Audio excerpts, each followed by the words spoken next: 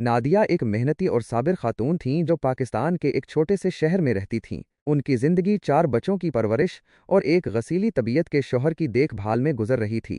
شوہر کے سخت رویے کی وجہ سے نادیہ ہر وقت ایک دباؤ اور خوف کی کیفیت میں رہتی تھیں، جسے نفسیات کی زبان میں سروائیول موڈ یا بقا کی حالت کہا جاتا ہے۔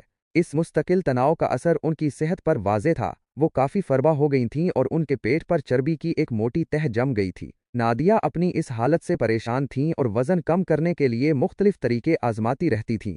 کبھی وہ صبح نہار منہ سیب کا سرکہ پیتی تھیں تو کبھی تھوڑی دیر کے لیے چہل قدمی کر لیتی تھیں، لیکن مستقل تناؤ کی وجہ سے ان کی یہ کوششیں زیادہ کارگر ثابت نہیں ہو رہی تھیں۔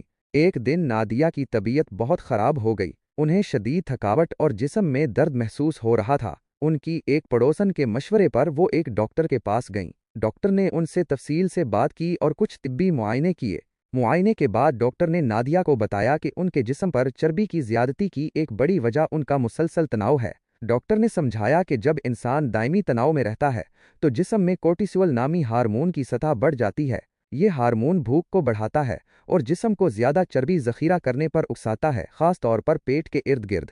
نادیہ یہ سن کر حیران رہ گئیں۔ انہیں پہلی بار احساس ہوا کہ ان کے شوہر کا رویہ اور گھریلو دباؤ ان کی جسمانی صحت پر کس قدر گہرا اثر ڈال رہا ہے۔ ڈاکٹر نے نادیہ کو صرف جسمانی علاج نہیں بتایا، بلکہ انہیں ذہنی سکون اور تناؤ کم کرنے کے طریقے بھی سکھائے۔ انہوں نے مشورہ دیا کہ وہ روزانہ کچھ وقت اپنے لیے نکالیں، ہلکی پھلکی ورزش کریں جیسے یوگا یا لمبی سانسیں لینا، اور ان چیزوں پر توجہ دیں جن سے انہیں خوشی ملتی ہے۔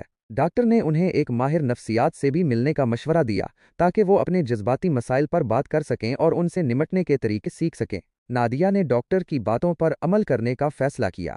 شروع میں انہیں بہت مشکل پیش آئی، لیکن انہوں نے ہمت نہیں ہاری۔ انہوں نے روزانہ صبح تھوڑی دیر کے لیے چہل قدمی کرنا شروع کی، اپنی پسندیدہ موسیقی سنی اور کچھ وقت اپنے دوستوں سے بات کرنے کے لیے نکالا۔ انہوں نے ماہر نفسیات سے بھی ملاقات کی، جس سے انہیں اپنے خوف اور دباؤ کو سمجھنے اور ان سے لڑنے میں مدد ملی۔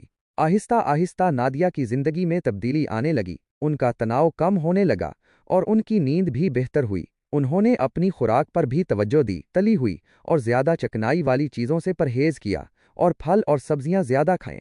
وقت گزرنے کے ساتھ ساتھ نادیہ کا وزن کم ہونے لگا اور ان کے پیٹ کی چربی بھی گھٹنے لگی۔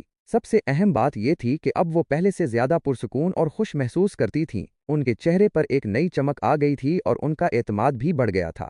نادیہ کی کہانی ہمیں یہ سکھاتی ہے کہ جسمانی صحت کا گہرا تعلق ہمارے ذہنی اور جذباتی حالات سے ہوتا ہے۔ دائمی تناؤ نہ صرف ہماری ذہنی صحت کو متاثر کرتا ہے بلکہ جسمانی مسائل کا بھی سبب بن سکتا ہے۔ اگر ہم ایک پرسکون اور متوازن زندگی گزاریں اور اپنی ذہنی صحت کا خیال رکھیں تو ہم